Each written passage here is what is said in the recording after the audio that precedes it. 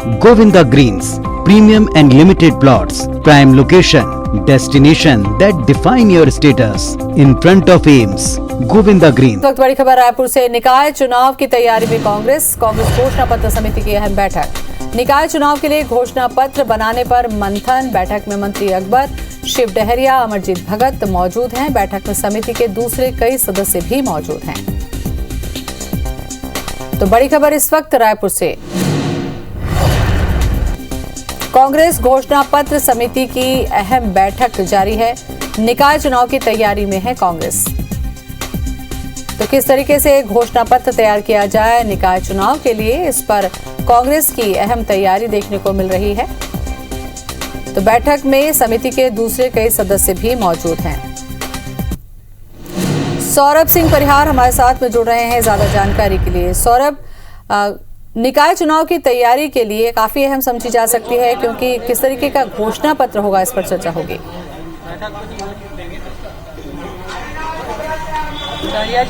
बिल्कुल, देखिए 15 निकायों के 370 वार्ड में चुनाव होना है। 20 दिसंबर को चुनाव है, 23 को रिजल्ट है। इससे पहले की कांग्रेस की पूरी तैयारी है कि घोषणा पत्र के आधार पर जनता के बीच जाया जाए, क्योंकि 2019 में जब चुनाव हुए तो कहीं न कहीं कांग्रेस को एक बड़ी सफलता मिली थी, और 2019 के भी जब नगरीय निकाय चुनाव हुए थे तो कांग्रेस ने एक लंबा चौड़ा जो है घोषणा पत्र बनाया था। अब उन्हीं घोषणा पत्र को एक बार फिर से बताया जाएगा कि देखिए हमने 2019 में जो वादा किया था उन वादा को पूरा किया है नगरीय निकायों में, और वही जो आने वाले 15 नगरीय निकाय हैं उन निकायों के लिए जो हम घोषणा पत्र बनाएंगे। और इसी को लेकर अभी लगभग 2.5 घंटे से ज्यादा देर तक बैठक हुई है, और इस बैठक में मंत्री शिव डहरिया जो नगरीय प्रशासन मंत्री हैं, मोहम्मद अकबर और खाद्य मंत्री अमरजीत भगत, इसी तरीके से समिति के और अन्य सदस्य भी शामिल थे। और ये पूरी प्लानिंग की गई है। बताया जाता है कि ज्यादा से ज्यादा शहरी क्षेत्रों में जो गरीब स्लम बस्ती है उनको ज्यादा फोकस किया जा रहा है। वहीं हर वर्ग के लोगों को जो है साफ सफाई और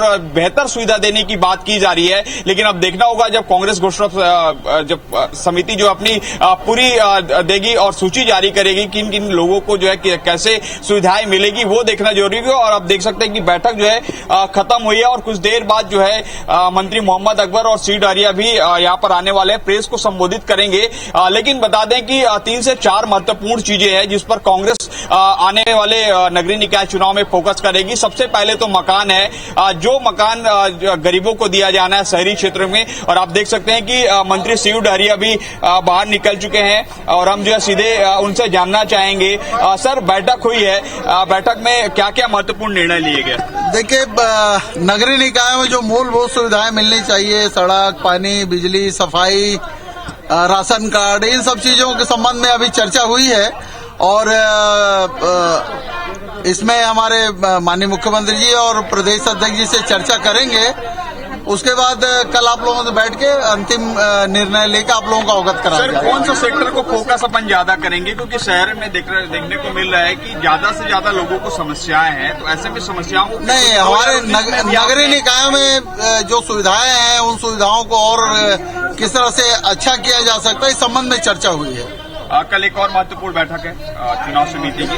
कल प्रदेश चुनाव समिति की बैठक है, उसमें हमारे सभी सदस्यगण उपस्थित रहेंगे। माननीय मुख्यमंत्री जी, प्रदेश अध्यक्ष और भी सभी सम्मानित सदस्य जो बनाए गए हैं, और उसपे जो भी निर्णय होगा वो सब आप लोगों को बताया जाएगा। ये सरकार ने ग्रामीण परिवेश पे ज्यादा काम किया, लगता है कि निकाय क्षेत्रों में भी उसका फायदा मिलेगा? निश्चित रूप से सरकार की साख बढ़ी है, और छत्तीसगढ़ ग्रामीण क्षेत्रों में, शहरी क्षेत्रों में, सभी क्षेत्रों में विकास के काम हो रहे हैं।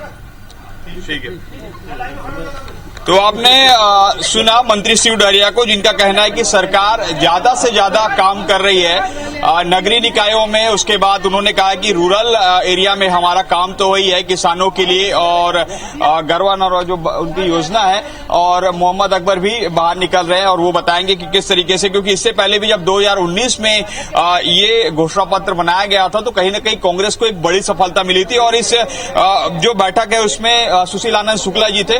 क्या महत्वपूर्ण 2-3 अगर निर्णय जो आने वाले दिनों पर जो आपके घोषणा पत्र में रहेंगे? देखिए, नगरीय निकाय क्षेत्रों को मूलभूत सुविधाएं कैसे उपलब्ध कराई जाएगी और क्या क्या योजनाएं लेके हमें जनता के बीच में जाना, इस पे व्यापक चर्चा की गई। जी, हमारे साथ जो है मंत्री मोहम्मद अकबर जी है। सर, क्या महत्वपूर्ण निर्णय लिए गए?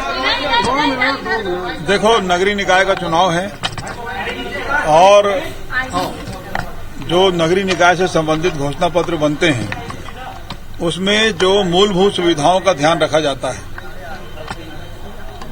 आवास का पट्टा चाहिए, विस्तार के लिए पीने का पानी चाहिए, बिजली का कनेक्शन चाहिए, बच्चों के जाने के लिए स्कूल चाहिए और सभी को राशन कार्ड मिलना चाहिए।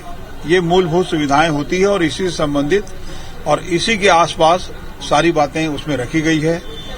रोजगार के संबंध में भी कुछ बातें हैं और क्योंकि घोषणा पत्र जो है वो माननीय मुख्यमंत्री जी के और माननीय प्रदेश कांग्रेस कमेटी के अध्यक्ष जी द्वारा उसको जारी करेंगे, इसलिए बिंदुवार उसमें जानकारी नहीं दिया जा सकता। इस बार नगरीय निकाय चुनाव में कहीं ना कहीं बीजेपी धनवंतरी के मुद्दे को लाना चाह रही है, ऐसी जानकारी आ रही है। इसको लेकर कैसे? अब वो बीजेपी को जो करना है वो करे, हमारा विकास का मुद्दा है, मूलभूत सुविधाओं का मुद्दा है। सर, कोरोना का एक नया वेरिएंट देखा जा रहा है, मध्य प्रदेश में भी आया है मामला और ऐसे में अपन 100% स्कूल खोलने की बात कर रहे हैं, तो ये कैसे देखते हैं?